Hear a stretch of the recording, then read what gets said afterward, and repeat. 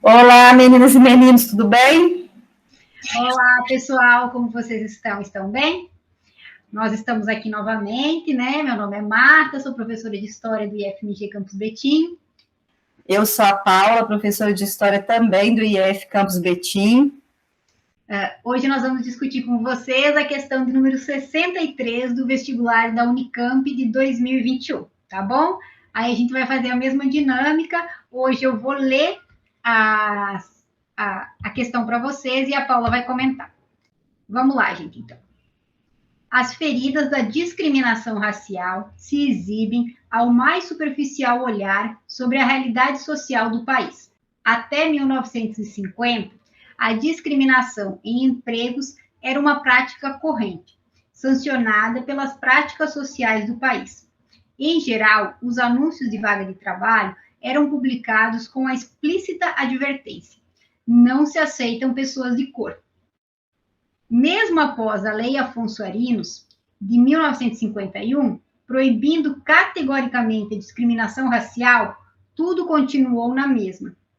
Depois da lei, os anúncios se tornaram mais sofisticados que antes e passaram a requerer pessoas de boa aparência.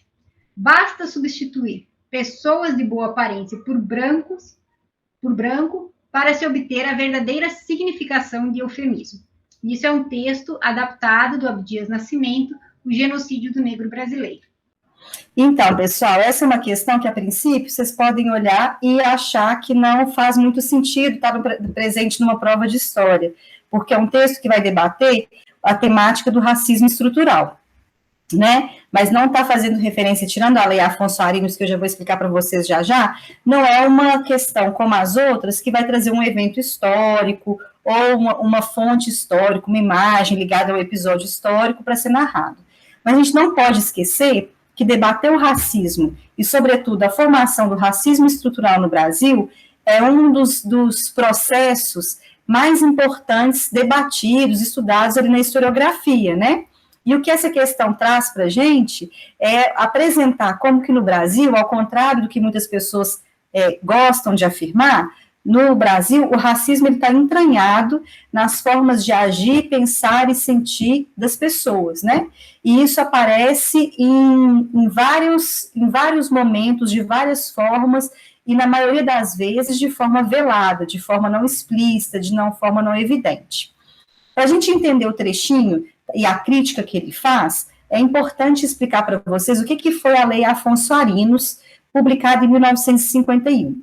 Ela, gente, é a primeira lei, é o primeiro regulamento no Brasil que vai definir a discriminação racial como crime, tá? Discriminação racial significa o quê? Você tratar de forma desigual pessoas em função da cor da pele. Então, a partir da Lei Afonso Arinos, você discriminar racialmente uma outra pessoa passa a ser crime. O que aconteceu em 51 que motivou a regulamentação dessa lei? O que aconteceu foi que uma artista, a gente podia pensar, né, foi um movimento muito intenso, as pessoas, a sociedade civil organizada, é claro, gente, o movimento negro está bem atuante no Brasil, ele já existia, tá?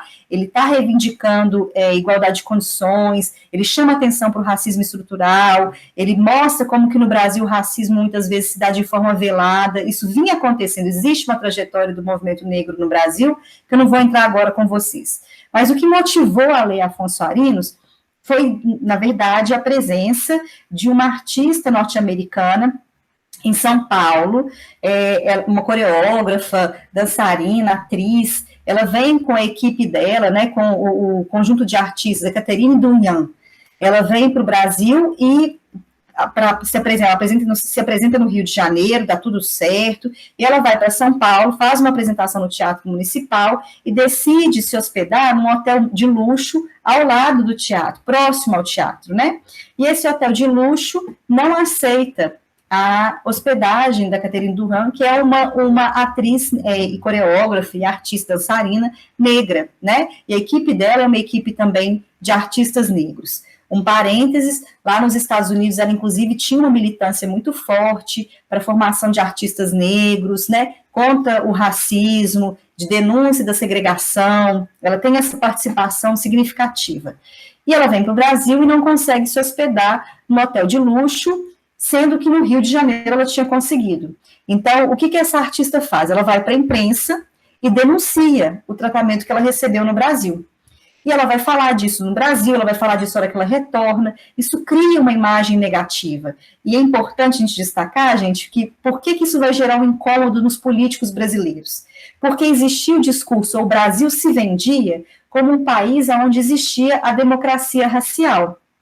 Um país onde as pessoas conviveriam de forma justa, né, não haveria discriminação entre brancos e negros, seríamos o país da mestiçagem, da integração, do acolhimento, né, da não violência.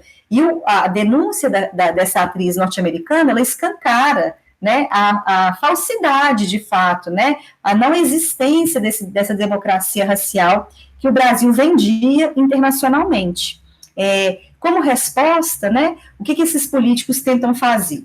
Eles tentam afirmar que o que aconteceu em São Paulo foi algo pontual, né, que não era uma prática recorrente no Brasil, que teria sido uma infelicidade, mas para mostrar a insatisfação, inclusive seria aprovada uma lei de crítica, né, reconhecendo a discriminação racial como crime. E quem propõe essa lei é o Afonso Arinos, por isso que a lei fica conhecida como Lei Afonso Arinos, de 1951. O que é importante chamar a atenção? Como o trecho da questão está trazendo para a gente, essa lei, ela, apesar de ter entrado em vigor, de ter sido aprovada e passar para a nossa legislação de fato, ela não conseguiu resolver o problema do racismo, né? O racismo, a discriminação racial se tornou um crime, mas o racismo não desapareceu. E isso ficou claro no exemplo que é citado, né? Quando uma pessoa vai ser contratada no trabalho, ao invés de explicitamente está lá evidenciado que não se aceita um negro, um candidato negro, né? Como se discriminar racialmente passou a ser crime, o que as pessoas passaram a colocar? Estava se requisitando pessoas de boa aparência. Por boa aparência, gente, a pessoa que está fazendo a seleção pode alegar qualquer coisa, né? Então, se chega uma pessoa que é negra, e aí você quer eliminar aquele candidato, como que você faz? A sua aparência ela não está dentro do meu perfil aqui de adequação, não é uma boa aparência para esse emprego, para esse trabalho que eu estou contratando, né? Você não diz claramente que é uma questão racial, mas isso está de forma subliminar, é o que está acontecendo. E a denúncia que o trecho da questão traz para a gente, tá bom? Paulo, e é importante a gente destacar que, de certa forma, a lei hoje ela é vista, né, olhando de forma retrospectiva, como mais uma estratégia dentro do que o Brasil fez muito por muito tempo, né, que é tentar mascarar o preconceito, né? Então, ela é vista como isso, inclusive como uma forma, de certa forma, desarticular o movimento negro, que também vai se utilizar das denúncias que são feitas pela atriz, né, para tentar escancarar o preconceito. Dizer, gente, a gente já está falando isso e agora isso está sendo falado e mostrado por uma atriz de reconhecimento internacional. Então, eles tentam também, de certa forma, se utilizar disso, né, para mostrar algo que já vinha sendo falado. Então, a lei também ela é vista, de certa forma, como uma resposta para diminuir esses pedidos por mudanças, mas que a sua não aplicação, inclusive na não penalização das pessoas que cometem o racismo, mostraria esse jeitinho brasileiro de tentar colocar as questões raciais dentro dessa ideia da democracia racial e de que o Brasil não existe preconceito, né? Então, tentar, de certa forma, criar uma lei, mas que na prática vai trazer muito pouca alteração naquele momento, né?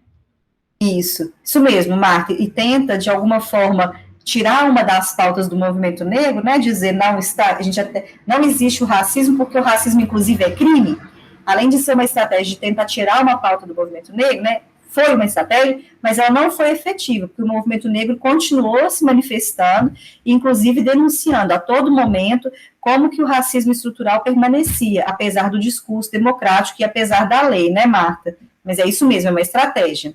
Então, vamos para as alternativas? Pode começar de baixo para cima, por favor. A partir do excerto, é correto afirmar que, letra D, o racismo foi eliminado das relações sociais brasileiras somente na década de 1990, com a consolidação de um conjunto de leis da democracia racial.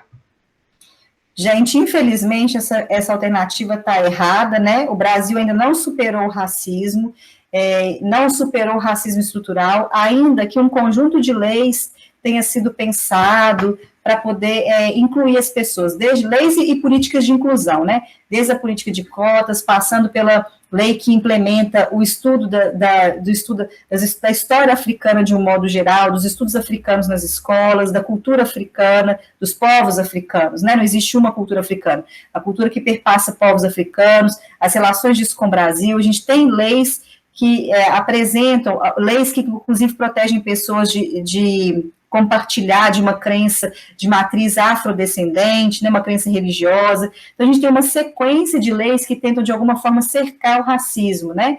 Mas o racismo estrutural está tão entranhado que, infelizmente, ainda não foi superado, tá? Então, não existe, essa alternativa D está completamente errada, porque mesmo com um conjunto de leis, que, na verdade, vai ganhar corpo mesmo a partir dos anos 2000, né? Esse conjunto de leis que vem a partir dos anos 2000, surgem algumas nos anos 90, mas que ganha corpo nos anos 2000, ela, infelizmente, não foi, esse conjunto de leis não foi capaz de superar o racismo estrutural.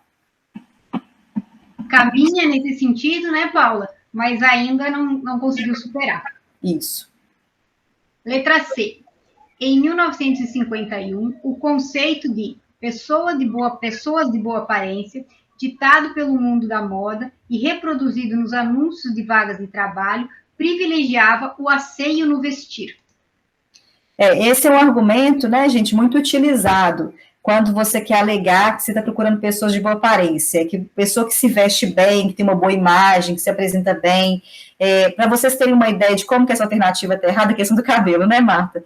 Como que o cabelo sempre gera um incômodo. Então, as pessoas falam cabelo black, o cabelo armado, o cabelo com mais volume, ele é associado por muitas pessoas como uma falta de asseio, cabelo trançado, cabelo rastafari, que são cabelos que têm uma origem, ou que têm uma identificação com a cultura afro, né, com os povos negros. Aqui no Brasil, o movimento negro vem historicamente trazendo e tentando enaltecer, mostrar que é um cabelo bonito, que tem que ter a mesma possibilidade de existência do que qualquer outro tipo de cabelo, né?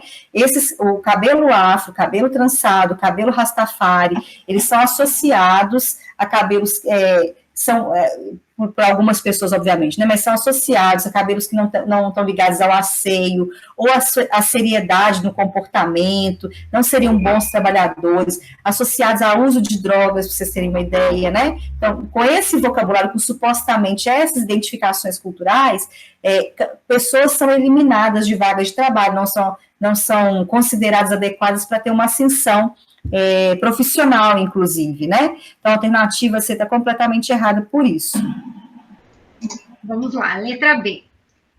A Lei Afonso Arinos, de 1951, possibilitou a eliminação do racismo no mercado de trabalho do mundo da moda, que exigia a boa aparência de pessoas brancas. Isso, a letra B está totalmente errada, né? Sobretudo se a gente comparar com o texto, a gente nem precisa falar muito, não está dizendo que as pessoas brancas não têm boa aparência, por isso elas não conseguem emprego, né?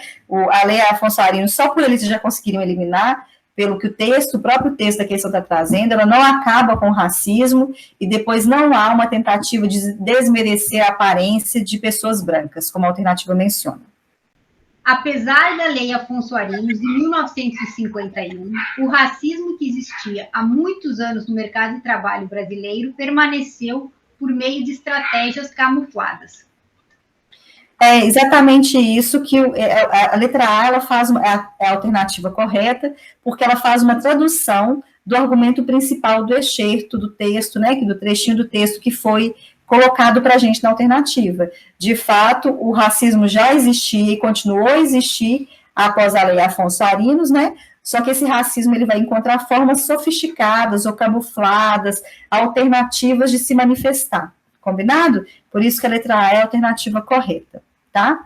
Pessoal, quando vocês forem resolver a questão que eu e Marta trouxermos para vocês, lembrem de pausar o vídeo, ler a questão sozinhos primeiro, tentarem responder e depois acompanharem a nossa análise, tá bom?